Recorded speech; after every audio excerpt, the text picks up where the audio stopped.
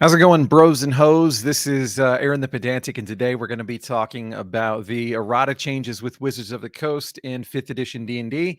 One of the questions that I got rather pointedly was, why should I care? Why should I care about what they're doing if I just left the system behind and I play an OSR game?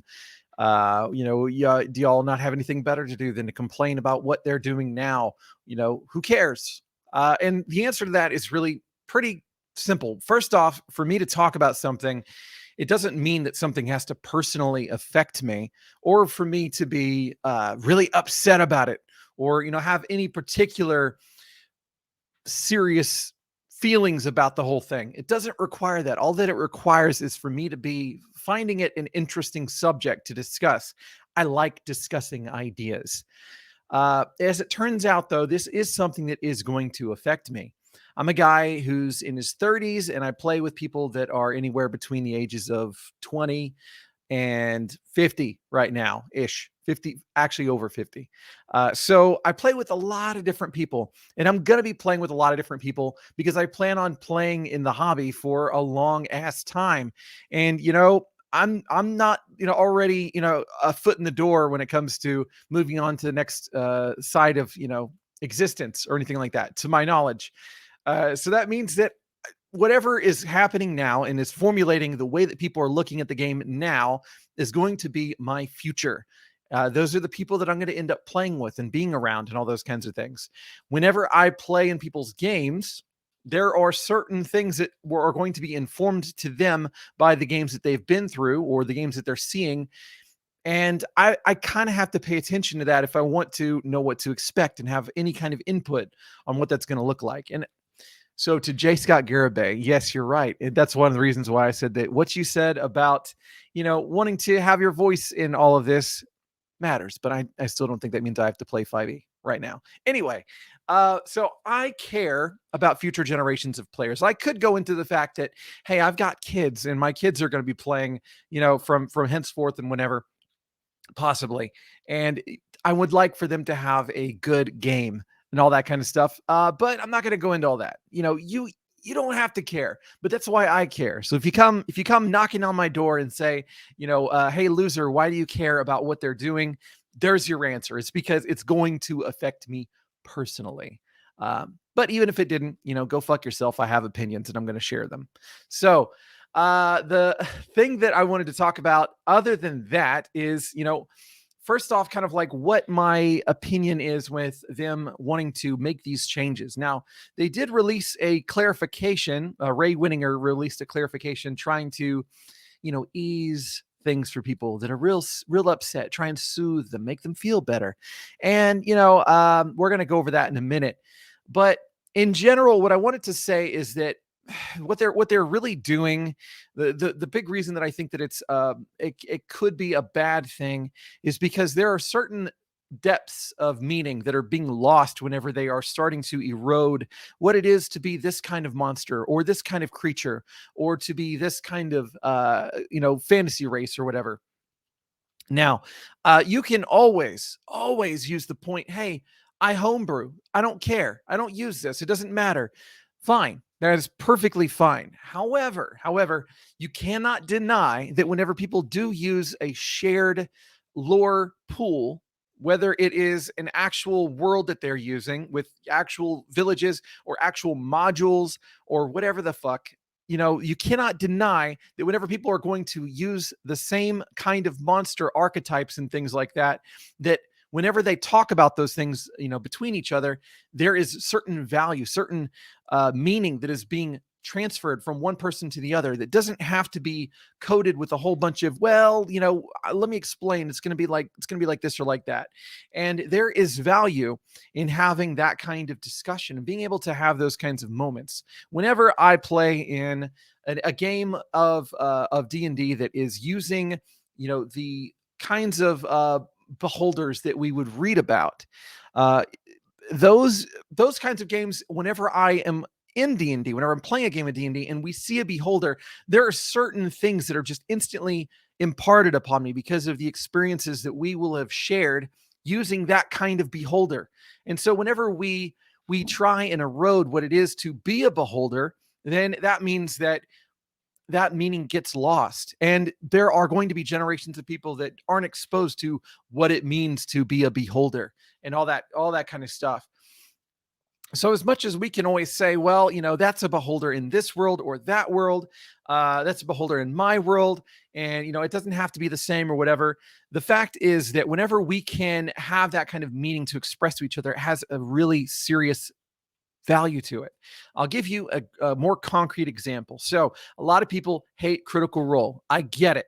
I'm not a big Critical Role fan myself. Whenever I first started in the hobby, I listened to Critical Role for inspiration, for examples of how to describe environments and things like that.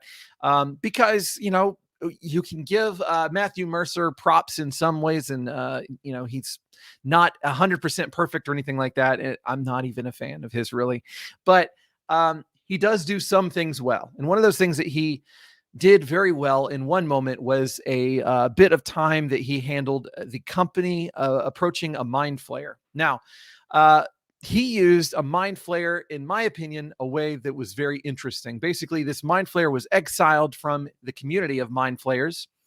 And so the party kind of had some sympathies for this mind flayer.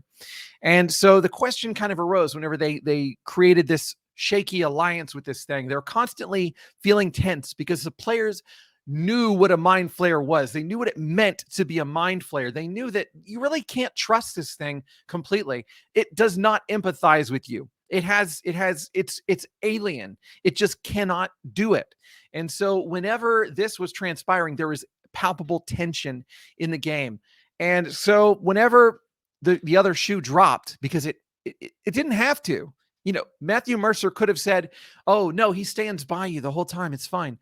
He didn't do that. What happened was the mind flayer had an opportunity to reintegrate himself into the society that he was outcast from, because now he brought a big catch to his people. And because of this, he was going to be heralded, he was going to be accepted again, in spite of his differences from his illithid kind. This moment was incredible. No, I mean, and it had a greater effect because of the fact that it was Critical Role, and there were a lot of people that didn't really know much about mind flayers, and then they had this shared experience of what it is to be a mind flayer. But even then, the people at that table, they had their suspicions reaffirmed, and it meant to them more that whenever they encounter mind flayers in the future, they're going to have certain feelings associated with it. Whenever they go and talk to people about, hey, God, man, we had this time where we had this mind flayer that we were talking to.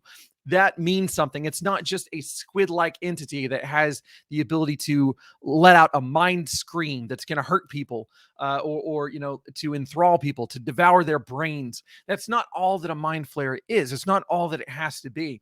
Instead, it can have greater meaning, and that's the kind of thing that I think we shouldn't be erasing that kind of thing from the game. If you want to say, okay, well, there's this other type of mind flayer that exists in, from another part of the universe, and they're at war with that other mind flayer, type. And, they're going to be different than that. I don't have a problem with that. Whenever they said, hey, we've got a drow from other parts of Faerun that don't worship Lolth, and they aren't evil inherently. They aren't that kind of evil. They have these particular quirks or whatever. I'm like, fine, that's fine. You're adding to the lore. You're not removing the things that are potentially great. I could still use Lolth worshipping Menzoberranzan drow, and then we can have those moments where you're like, you see the drow the Lolth medallion hanging from their neck. You see that they are drow, and you're like, holy shit, there are certain things that are coming with this that we need to be taking into consideration. Whenever everything is just this gray, I have no idea exactly what we're encountering, you lose a lot of meaning. And it's just, everything is just an exercise in trying to dissect about, just generalities rather than specifics. If I can find out, okay, well, it is a drow. They do worship Lolth, but they do have certain little things about them, little characteristics that kind of set them slightly apart from the rest. They can be really interesting. There is a lot of material there for really fantastic moments that You just lose whenever you venture too far outside of that. Now, does that mean that I'm saying that homebrew bad? You shouldn't homebrew. Don't do that. It's wrong. No, I'm not saying that. But what I'm saying is that there is value in using what is out there. And that if you are constantly just subverting expectations, then you're not really doing anything. You're not accomplishing anything. You're not juxtaposing it with anything meaningful. You're just putting some stuff and throwing it against the wall. And maybe it's really interesting, maybe it's not, but it stands entirely on its own merit. It doesn't have any of that extra context with which you can use to prescribe more meaning. So those are my feelings on all of that. So 10 minutes over. I could stop it here and I would make YouTube happy because algorithm, but I'm not going to do that. So instead, what we're going to do is we're going to look at what Ray Winninger said on his thing. So you may get bored from this point on, and I'm not going to hold that against you. So what did Ray Winninger say? This is the clarification on the recent errata. This came out on the 16th, which was 3 days ago. So late news. Sorry. Had very busy days. But in any case, so basically the first thing that he says is a lot of the assertions about the errata we've noticed aren't accurate. So we haven't decided that beholders and mind flayers are no longer evil. Okay, but you are going to contradict that. You are going to contradict that sort of in a way. Okay, so the first section is entitled The Multiverse. And one of the things that it talks about is that they are going to be really focusing on widening their discussion on what it means to be whatever based off of what world they're from. And because of that, they have to open up things. They have to broaden what it is that we're talking about. So it says, for an example, the orcs of Greyhawk are quite a bit different from the orcs you'll find in Eberron. And that is the reason that they included this blanket statement that they added to page 5 of Volo's guide. And just to show you exactly what that says, what it says is the lore in this chapter represents the perspective of Volo and is mostly limited to the Forgotten Realms. In the realms and elsewhere in the D&D multiverse, reality is more varied than the idiosyncratic views represented here. DMs use the material that inspires you and leave the rest.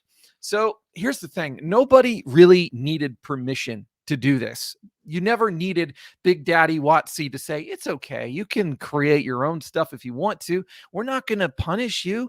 Don't worry. It's going to be fine. We didn't need that permission. We never, ever, ever needed that permission. You saying that this represents the perspective of Volo, first off, kind of invalidates the concept that any of this could be taken as having any kind of objectivity to it, which is fine. It is Volo's guide to monsters and all those kinds of things. But you are also, because you're invalidating it and you're restricting it to the Forgotten Realms, what you're doing is you're basically saying, well, none of this matters if you're not playing in the Forgotten Realms.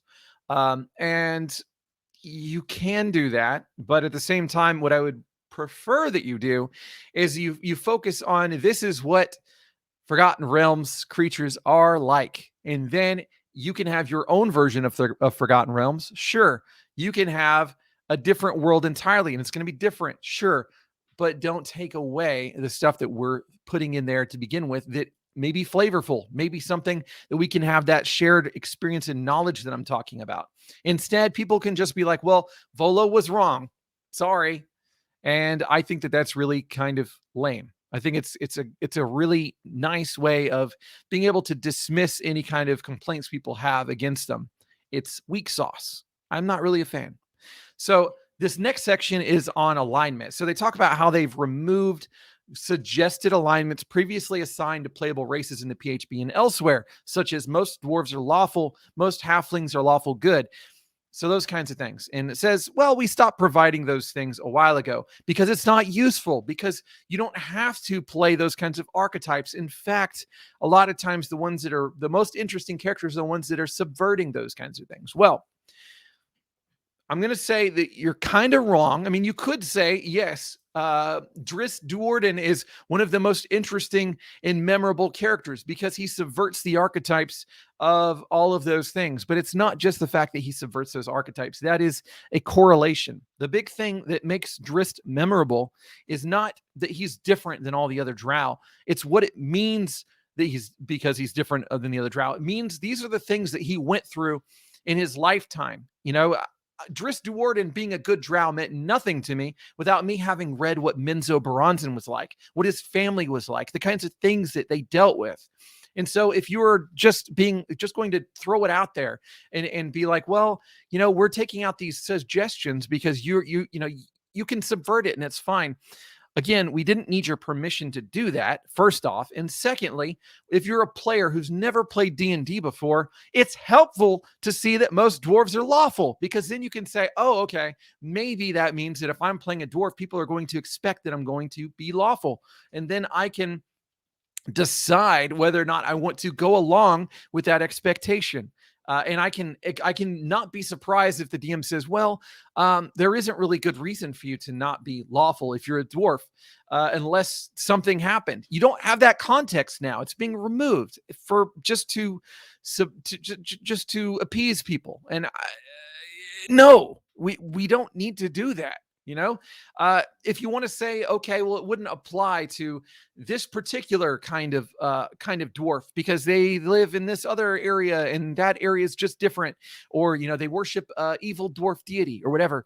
Fine, add that context. Say that yes, there are exceptions like this, but no, what you're doing is you're basically saying, you might be, you might not be. Who cares?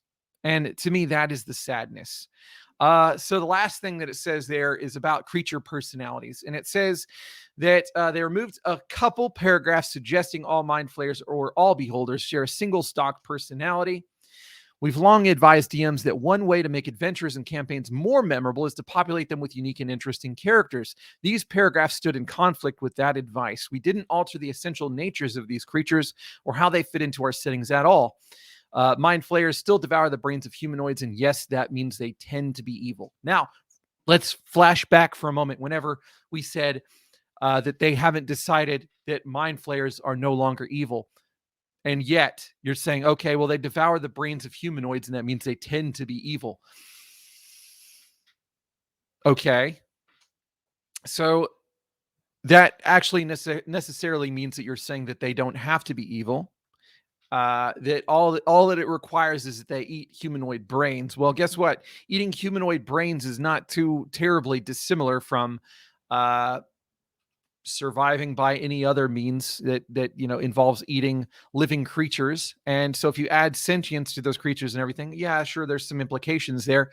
But what if your mind flayer only eats evil brains? So they're really doing something maybe neutral or good or whatever. So I mean, you are basically kind of throwing some stuff in there.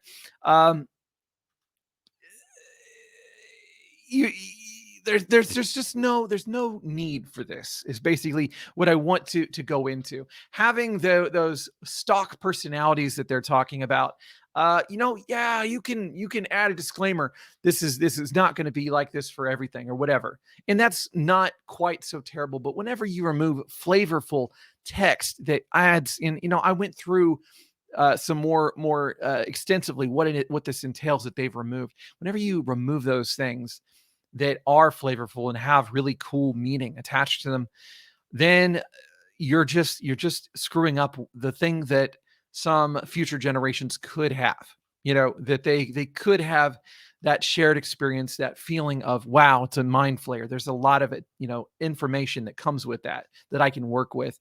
And they basically say that we're not getting rid of all of it, just a few paragraphs.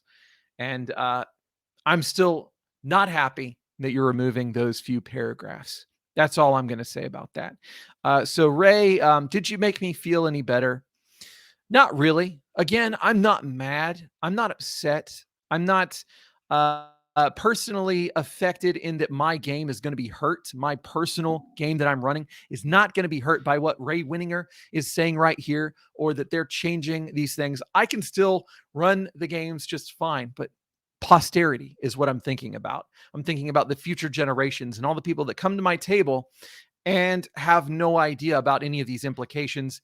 And, they have to learn the hard way. But that's if I'm running the game. What if I'm in their games? And then what if I'm going around and just talking to people that are also people in the hobby? And I'm like, oh yeah, we fought a beholder the other day. And I'm like, okay, And then, then we don't have that kind of communication that we have shared about what exactly does that mean. And I think that that's kind of sad. I think part of this, the reason this is solidified so much with me is because Chelsea and I saw a movie the other night. We saw the new Spider-Man movie, and the thing is that our shared experience about what happened in that Spider-Man movie. It's kind of like the same thing about shared experience with the novel, the novels, the Driss novels, with modules, and what kind of things happen in modules whenever different tables run the same module and they run them fairly similar, and how and all that stuff. We can come together and talk about our experience of having those kinds of things, and it can be really deep, and it can be a lot of fun to share that. And we're watching that evaporate before our eyes, in my personal opinion. So that is why I feel the way that I do about all this stuff. Hope you all enjoyed this video. Take it easy. Peace out.